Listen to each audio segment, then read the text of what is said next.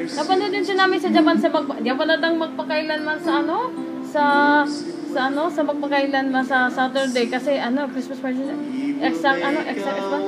Hindi ako panood sa magpakailanman sa napanood yung Skyway Bus, hindi ako panood ng magpakailanman Skyway Bus accident kasi Christmas party sa lalawigan ng Pampanga, exact Pampanga.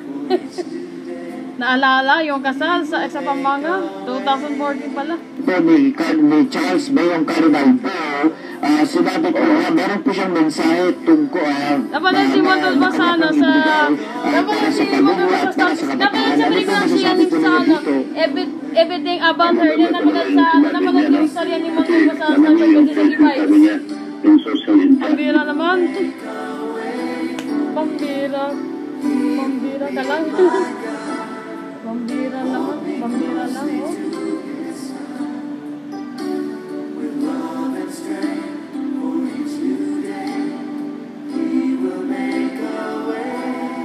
Napanood si Montol po sa Star Conference.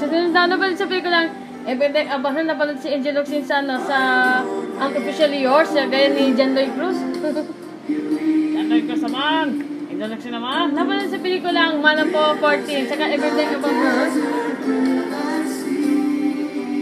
Napanood yung pelikulang Ano Tayo Father. Napanood sa pelikulang The Tribe, 2014, saka Manapo 13.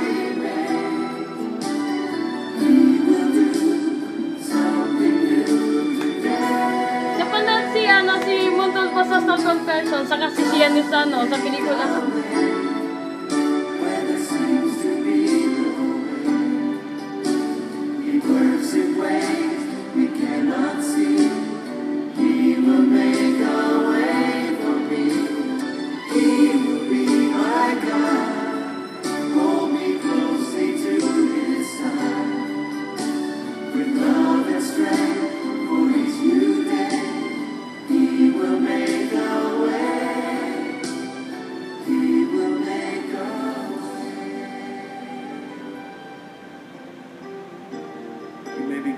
Situation tonight that seems hopeless. And you think that God has forgotten you.